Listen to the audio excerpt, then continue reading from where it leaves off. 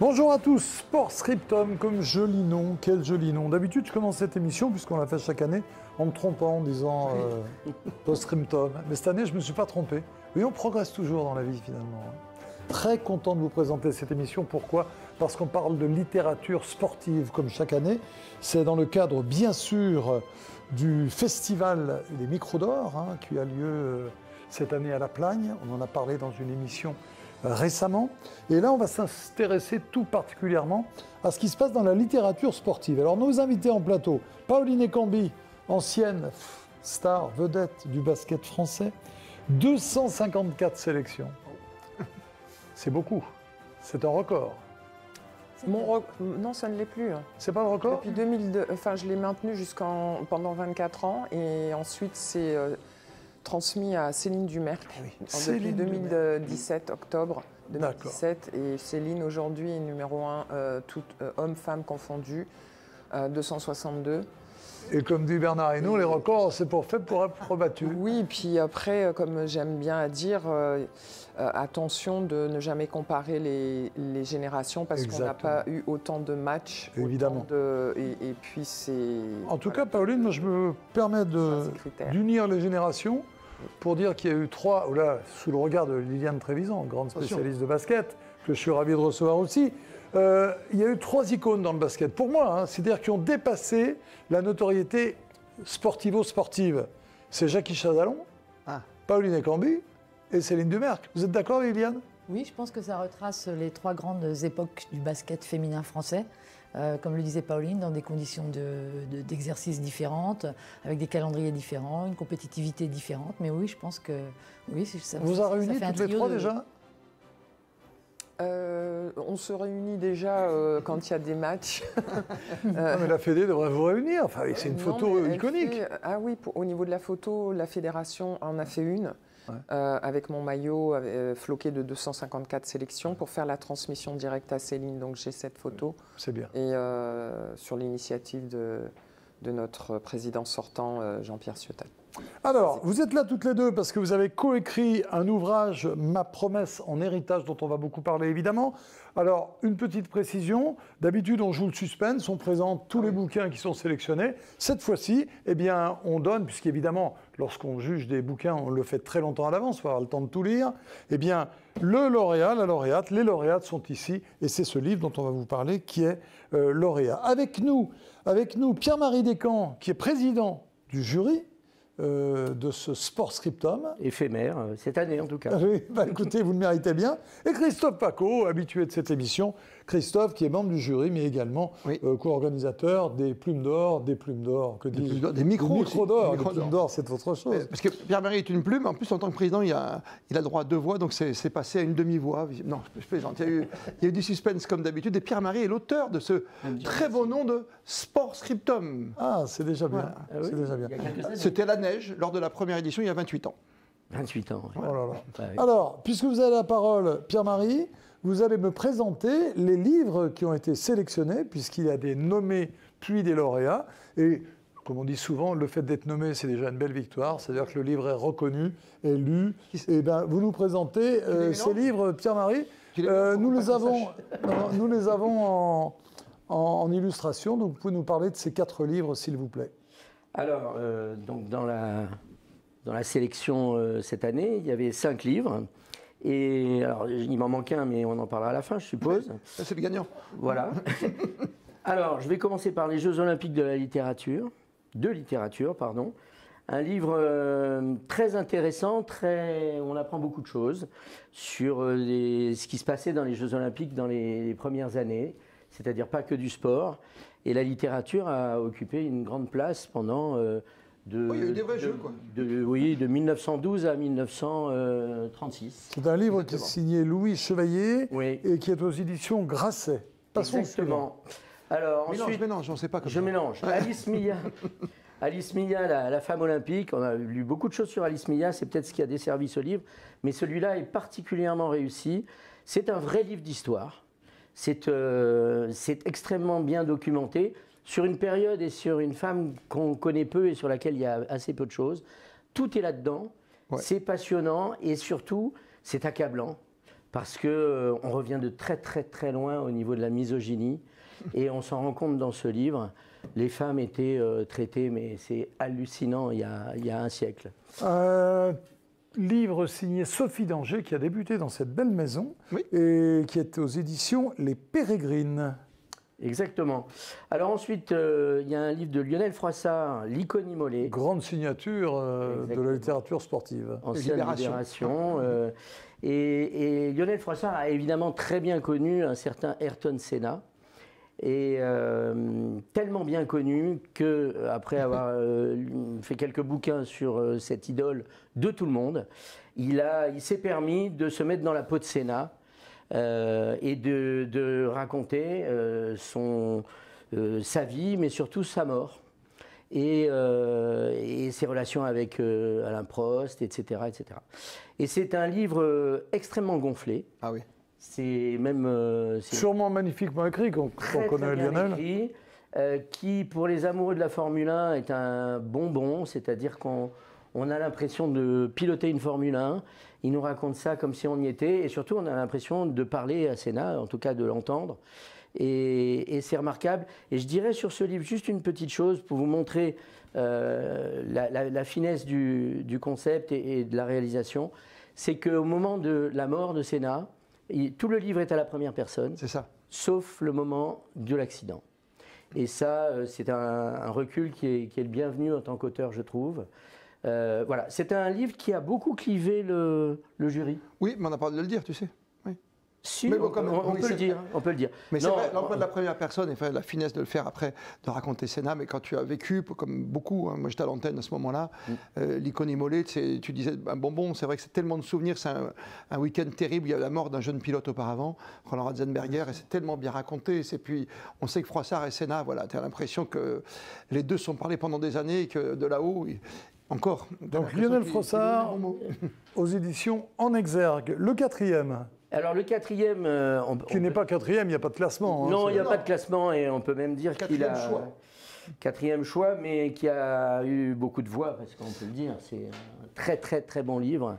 C'est le Mathieu Lartaud, On n'ampute pas le cœur. Bon, un livre dont je pense tout le monde a entendu parler maintenant, mais qui mérite vraiment d'être lu, parce que c'est un témoignage extraordinaire sur le cancer. On sait que Mathieu Lartaud a eu un cancer quand il avait 17 ans, c'était un espoir du rugby. Et il a eu une récidive, il était en rémission, il a eu une récidive juste avant la Coupe du Monde. Et c'est tout ce parcours.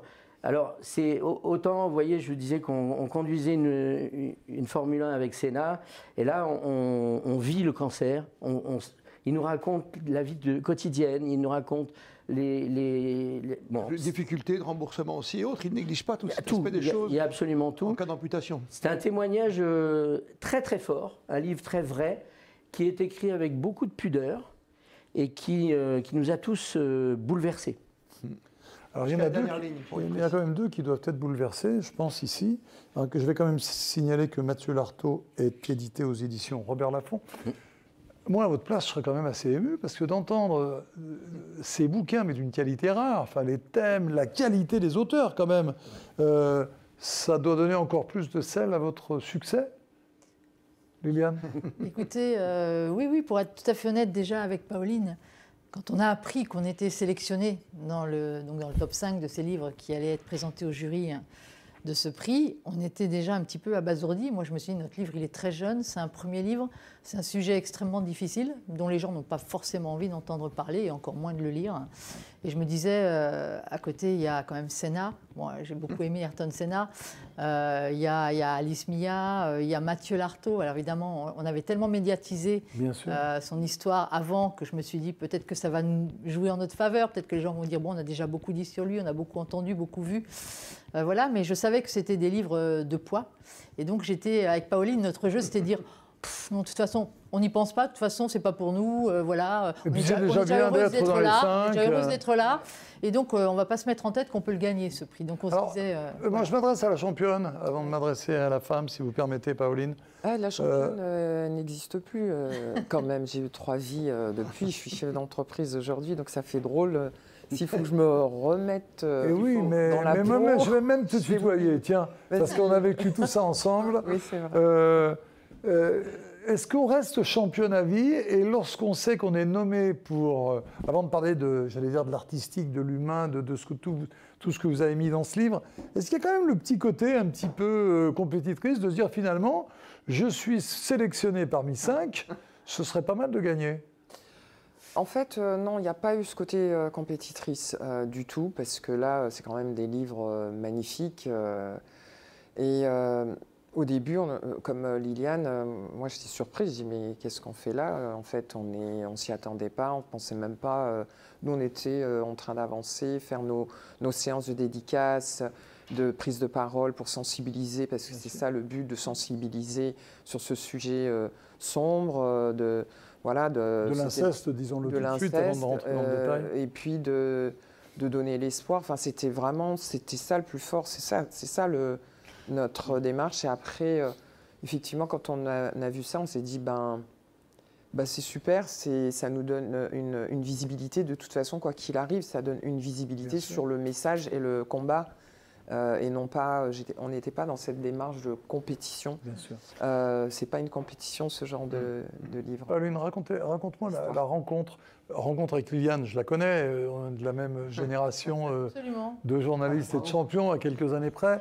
D'abord, quel est le cheminement, toi, dans ta tête, d'aller raconter, il y a le côté sportif évidemment, mais surtout ce drame de l'inceste. D'abord, quelles sont les étapes? Un jour, tu te dis, j'ai envie d'en parler, j'ai envie de l'écrire. Avec qui? Pourquoi Liliane? Comment ça se passe tout ça? La première étape, c'est quand je suis à l'INSEP, que j'intègre l'INSEP à 14 ans, et en 1976, où je suis super contente. Et puis voilà, et un peu plus tard, ma vie devient un enfer, voilà en éclat, parce que l'amour que mon père me portait a dévié, était devenu déviant. Et là, ça a été... j'ai été fracassée complet, mais en même temps, une telle charge, une telle colère m'animait que j'avais fait cette promesse déjà que si ce combat était déloyal à ce moment-là, vu que j'étais mineure, et bien que plus tard, je serais de retour face à eux d'égal à égal. Donc déjà, j'avais cette grosse colère qui avait été en plus heureusement canalisée par le sport à côté, parce que d'un côté... J'osais à peine poser cette question, mais je l'assume. Oui, est-ce que cette colère a joué, quand on sait la joueuse que tu as été, a joué dans ton expression physique de sportive, dans peut-être dans ta combativité, est-ce que ça a joué? Déjà, j'avais été élevée avec la combativité, les valeurs de combativité, vu que j'ai 4 frères et que je n'étais pas genrée, donc j'habitais la cité. Donc, le code de la cité, c'est s'infirmer et pas, même les filles. Voilà, j'avais déjà ce tempérament, plus des rôles modèles comme Mohamed Ali, face à moi. Et donc, j'adorais, je m'identifiais à cet homme-là, il me fascinait, et bien d'autres leaders encore. Et après, à l'INSEP, non, heureusement, parce que cette colère m'aurait rongée, elle me bouffait de l'intérieur. Et heureusement, le basket était vraiment en parallèle. C'est-à-dire que, comme je dis, il y avait l'ombre d'un côté et la lumière de l'autre. Et ce sport, plus l'écoute de mes entraîneurs, plus la force du collectif, plus le fait que j'ai réalisé très tôt que je n'avais pas le choix de me donner à fond, parce que c'était la clé pour sortir de l'emprise de ma famille toxique. Je n'avais pas le choix. Donc l'instinct de survie a été aussi très important. Donc c'est sûr que le sport a eu un rôle majeur. Pourquoi Liliane? Pourquoi Liliane? Oui, pourquoi Liliane? En fait, c'est vrai quoi. Non, c'est vrai, parce que Liliane, c'est vrai qu'elle m'a suivie depuis l'âge de mes 17 ans. Elle était pionnière, il faut le souligner aussi, par rapport à l'époque, dans le journalisme français, sportif, en plus, dans un journal comme L'Équipe, et puis dans notre sport passion, le basket en plus. Donc tout ça... Donc elle me suivait là. Et ensuite, c'est parti, c'était en 2021, j'ai vu... moi, j'ai toujours écrit, j'avais toujours l'intention d'écrire, de combattre, hein, de faire de mon trauma un combat, ça c'est sûr, pour faire bouger les lignes et impacter positivement. Mais 2021, je vois passer une pétition France Inceste contre la prescription. Forcément, j'ai dit, ça m'intéresse parce que pour les victimes, c'est perpète. Les agresseurs, pour moi, il n'y a pas de prescription, ils doivent rendre des comptes. Et là, c'est ce qui m'a choqué, c'est les chiffres qui ont été révélés. Donc 160 000 Français déclarent avoir été victimes d'inceste, avaient déclaré, sans compter ceux qui se sont suicidés, ceux qui ne l'ont pas encore fait, ce qui correspondait à 10% de la population française, plus 3 enfants allez, on va dire 1 par classe de 10, plus aujourd'hui, là, 160 qui subissent là et qui agonisent pendant que ça n'avance pas assez au niveau de la justice, ça aussi je tiens à le dire. Et c'est pas supportable. C'est pas supportable. Donc du coup, j'ai eu un choc et j'ai partagé cette pétition sur mes réseaux sociaux. Et je n'ai pas fait attention que je disais moi aussi, et je suis partie sur ma colère, je dis c'est inadmissible, on ne peut pas détourner son regard de la souffrance des enfants. Et à partir de là, j'ai déposé. Puis une fois que ma colère tombe, tu sais, moi je suis taureau comme toi. Tu sais, on est en colère, puis après, hop, le lendemain, ça... Ouais, je sais, tu vois, j'en sais des choses. J'adore. Il n'y a que des bavards sur ce plateau. Mais là, tout le monde se tait. On est là, on boit ses paroles. Ce livre est tellement obligatoire. C'est une telle claque, c'est un coup de poing. Il y a eu plein d'expressions pendant la délibération. Parce qu'on ne va pas raconter le livre, on ne va pas spoiler, comme on dit aujourd'hui. Parce qu'il y a l'inceste qui est terrifiant. Et après, il y a tout ce qu'il y a autour. Il y a des révélations, il y a des rebondissements. Ouais. C'est une très mauvaise série. Il y a un moment, en tant que lecteur, tu poses le livre 5 minutes, tu dis waouh, ça va s'arrêter là ou... Imaginez. Donc en fait, pour revenir à Liliane, donc une fois que j'ai déposé, voilà, j'ai invité mes amis à signer cette pétition pour qu'elle atteigne les 30 000 signatures. Le lendemain, je reçois plein de messages, plein de personnes qui me disent oh, mais moi aussi, des sportifs qui étaient à l'INSEP, d'autres en équipe de France de basket que je côtoyais, enfin bref. Et puis un message de Lily, donc on appelle Lily, hein, Liliane. Nous, on a le droit, si elle vous autorise. Pao et Lily. C'est Pao, j'allais le dire. C'est Pao et Lily. Pao et Lily. Donc le lendemain, elle surprise parce que tout le milieu en fait du basket était très surpris que j'ai pu porter en moi. C'est ça, c'est ce que j'allais te dire. Ce fardeau. Jamais il y a eu une étincelle avant qui t'a fait dire. C'est vrai que c'était moins facile, moins ouvert. Tu n'as jamais eu un moment où tu t'es dit... Moi, je ne l'avais pas vécu comme un fardeau parce que le sport, ça nous occupe hein, à 100% sur la performance. Donc je me suis éclatée, moi, pendant ma carrière et je remercie le sport pour ça et pour d'autres valeurs et autres... au-delà du sport, hein, de la gloire et des médailles. Voilà. Et là, Liliane me contacte et puis ensuite, elle me demande si je veux bien révéler, faire un article qui est sorti en février 2021. Et là, ça a été... j'ai dit là, je veux bien me mettre en colère, mais je ne l'étais plus. Quand je ne le suis plus, là, ça devient... là, il faut se révéler, il faut se mettre à nu. Devant tout le monde. Ce courage au service des autres. C'est ça, et j'ai dit, mais j'ai toujours été pudique. Et puis vous savez, dans le sport, on ne se révèle pas. Même si j'avais fini le sport, mais en tant que femme, je ne pouvais pas... Enfin, j'ai mis du temps. Et puis, comme Liliane a su trouver les mots, et puis j'ai senti de la vraie bienveillance, parce que j'ai dit, l'idée, c'est pas de faire du pathos quand même. Il faut respecter ce que je suis, une combattante quand même aussi.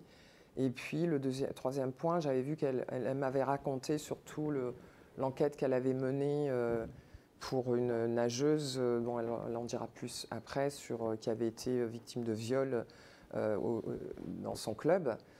Donc tout ça, l'un dans l'autre, j'ai dit allez ok, on y va. Voilà. Liliane, vu de ton côté, c'était un cadeau que... Mais en fait, c'était plus une surprise qu'un cadeau. Après la double page dans l'équipe, qui avait eu effectivement beaucoup de retentissement, Pauline m'avait déjà livré quelques anecdotes sur ce qu'elle avait vécu. Et déjà, j'étais un peu horrifiée quand même. Je me suis dit, ouais, elle est passée à travers tout ça. Ouais. Parce que je suis sa carrière depuis qu'elle a 17 ans et moi non plus, je n'ai rien vu. Je n'ai rien deviné. Et donc, la double page nous a beaucoup rapprochés, même si on était toujours restés plus ou moins en relation plus professionnelle, mais avec beaucoup de respect, etc. Et Pao m'avait dit, d'ailleurs je lui avais dit même, si écrire peut te faire du bien, vas-y, écris. Et voilà, et donc elle avait jeté noir sur blanc tout ce qui lui revenait, y compris des chocs horribles, enfin des histoires, voilà, des moments cruels. Et, ouais, toujours, voilà. Ça ne partait pas de l'article. Ouais. Et donc, elle avait mis ça noir sur blanc, ça faisait un manuscrit, et un jour, elle m'a dit, voilà, est-ce que tu veux le relire? J'aimerais avoir ton œil là-dessus, etc., parce que je cherche une maison d'édition. Et moi, je lui ai dit, bah oui, bien sûr, pas de souci. Et j'ai relu le manuscrit et j'étais très franche avec elle quand elle m'a demandé ce que j'en pensais. Je lui ai dit, écoute, sur le fond, c'est une histoire extraordinaire, c'est bouleversant, c'est puissant, c'est dur, c'est très dur. Je dis, par contre, sur la forme, c'est pas écrit du tout, c'est impubliable, enfin, c'est pas, voilà. Il faut vraiment, mais je lui ai dit, tu tiens une super histoire. Et donc, elle est allée voir l'éditeur chez Amphora. Et alors, ça s'est passé de manière totalement imprévue, c'est ce que je raconte, parce que c'est vraiment la réalité de notre relation. J'étais chez moi tranquillou en juillet, je regardais Yellow Jackets, parce que j'avais raté quelques épisodes avec mes chats. Et puis mon téléphone sonne, je vois que c'est Pao, je me dis ok, je réponds, je pensais qu'elle voulait encore me parler du manuscrit. Et là, j'ai eu une tornade au bout du fil, elle me dit Lily, il faut que je te parle, je suis chez Amphora, ils sont très chauds sur mon histoire, ils veulent bien la publier, mais ils veulent quelqu'un pour l'écrire. Ils m'ont proposé quelqu'un de leur maison d'édition, ou alors je cherche quelqu'un et je leur ai donné ton nom. Ouais. Et moi, je suis là, je dis, mais Pao, il n'en a jamais été question, on n'a même jamais parlé de ça. Elle dit, oui, mais bon, je peux le faire avec toi, je sais qu'on peut le faire ensemble, etc. J'ai dit au boss donc, de Amphora que je sortais 5 minutes pour te téléphoner, que je lui donnais une réponse en revenant. Et là, je suis là, et elle me dit... C'est une combattante. Voilà, exactement, mais elle est comme ça sur le terrain. Et elle me dit, ne réfléchis pas, fonce, viens, suis-moi, on y va et tout. Et donc, je lui dis, comme j'avais vraiment, l'histoire m'avait vraiment scotché, et j'étais vraiment plongée dans cette histoire assez horrifique, et je me suis dit, cette fille est extraordinaire, parce que moi, je l'ai vue faire sa carrière, et j'ai jamais rien deviné. Pourtant, j'ai partagé des hôtels avec elle, des bus, des matchs, des avant-matchs, des après-matchs, et je n'ai jamais rien deviné. Et je me suis dit, oui, ça se raconte, c'est vrai. Et donc, elle me dit, dis-moi oui, n'hésite pas, fonce, réfléchis pas. Et je dis, bon, ok, je te dis oui pour la forme. Pour le reste, après, il faut qu'on voit. Sans être impudique et sans donner dans le pathos, moi j'ai suivi ta carrière. Pauline, c'est quelqu'un de solaire. Elle est très belle, très impressionnante de par sa manière de se mouvoir et sa taille, évidemment.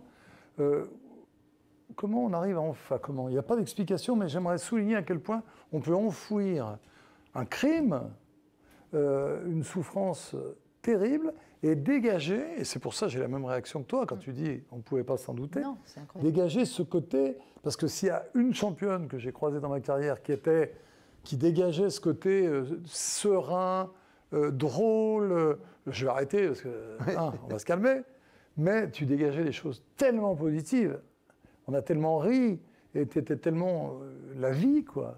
Bah justement, tu as dit la vie, puissance de vie, sortir, d'avoir atteint l'objectif que je m'étais fixé aussi à 18 ans. Il fallait absolument que, après le premier titre de championne de France avec le Stade français, je savais que c'était c'est bon, un appart, un salaire, parce que c'était le début du professionnalisme.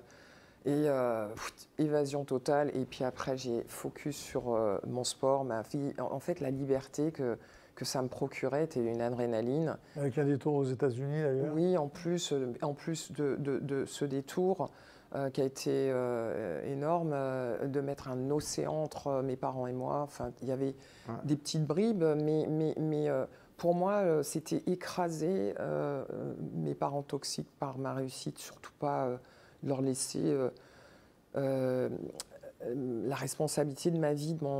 C'était à moi, la capitaine de mon vaisseau, et plus question que personne n'entrave ma liberté. Donc ça m'a vraiment donné cette force peut-être. Et puis le sport, le sport c'est la vie, le sport c'est les autres, le sport c'est l'adrénaline, c'est des joies, des peines, et puis ça m'a occupé l'esprit beaucoup. on va mettre une ligne de plus aux valeurs du sport. Parce qu'on dit le sport pour les handicapés, le sport pour tous ceux qui ont des valeurs à défendre, le sport pour la santé, le sport pour vivre ensemble, et le sport aussi pour la résilience. Pour sauver. Elle a dit les parents, hein, c'est très important, vous lirez ce livre, c'est très très important de bien parler de papa et de la maman. Mais on va pas trop en dire. Non, mais pas trop en dire. Moi, je vous montre encore ce livre. Tout à l'heure, ça a été dit. Indispensable. Il faut lire ce livre avec un très joli titre. Oui. C'était la promesse que j'avais faite à la petite de 14 ans qui a dit un de ces quatre, les parents, là, on va aller parler d'égal à égal et j'en ferai un combat. Je ne pourrais pas rester silencieux. La suite. C'est quoi la suite? C'est un combat? C'est un témoignage? Non, la suite, c'est évidemment de continuer à combattre, à faire des prises de parole, parce qu'on est sollicité par des clubs sportifs, des régions aussi, des salons, on a participé, de continuer, comme beaucoup de monde, à faire bouger les lignes jusqu'à ce que, en tout cas pour moi, c'est au niveau de la justice. C'est la société, je suis ravie aujourd'hui. C'est pour ça que j'ai employé ce mot de crime.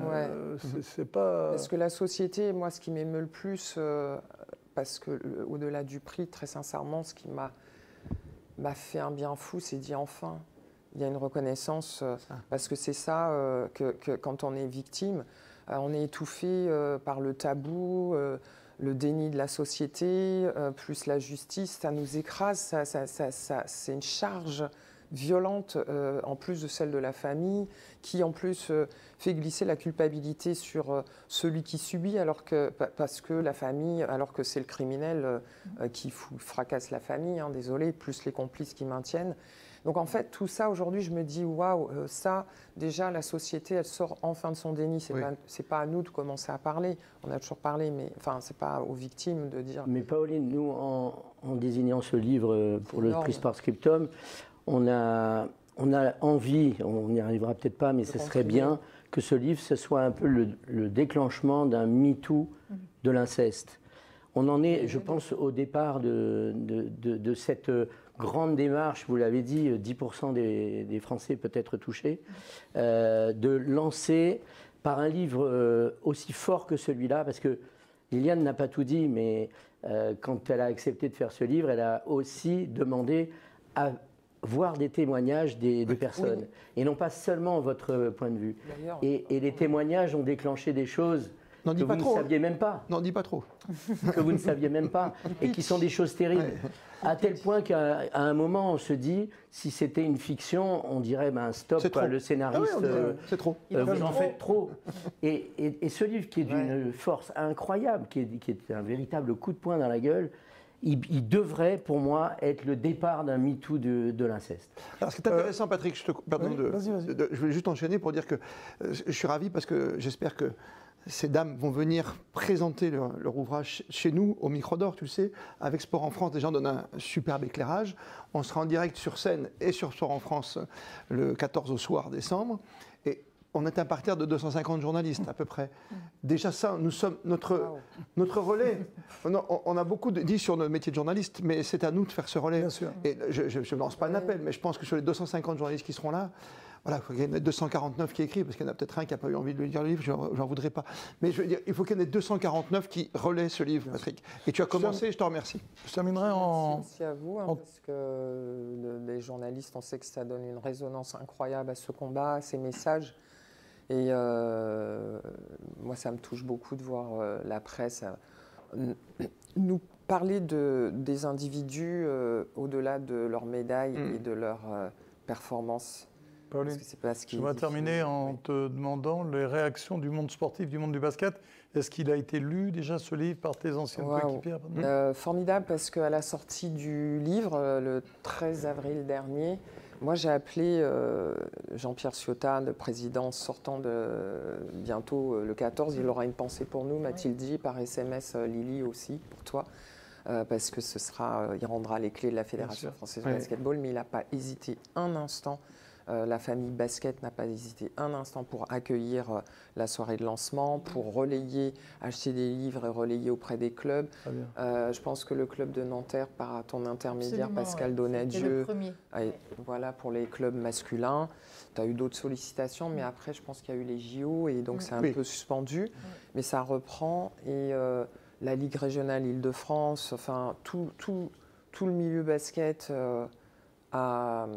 c'est pour ça que je dis ça. Ça faut que ça aille ma famille. Oui. Ça a été ma famille. Vraiment que ça aille au-delà. Et au-delà du sport. Et très prochainement, la région Île-de-France aussi, qui est très, qui veut absolument faire des choses. Comme tu en es au stade des remerciements, on va remercier aussi ceux qui parrainent ce livre, parce qu'il y a un chèque à la clé, c'est toujours très important. Voilà. On va se faire inquiéter à la sortie. Même si ça peut être futile pour certains, voilà, c'est la FDJ, la Française des Jeux, qui fait beaucoup pour le sport et qui parraine ce prix depuis maintenant 28 ans, et qui permet donc d'offrir une belle enveloppe pour le récipiendaire. Merci beaucoup, merci beaucoup merci, pour votre tonalité, pour ces mots justes. Pauline Ekambi, Liliane Trévisan, ça s'appelle « Ma promesse en héritage, comment une championne a survécu à l'inceste » et c'est publié chez Amphora. Merci de votre fidélité. Vous avez noté le 14 décembre à 20h30 la remise des prix des Micros d'Or avec, je l'espère, un duo féminin magnifique devant 250 journalistes. Merci beaucoup. Belle journée à tous. Merci.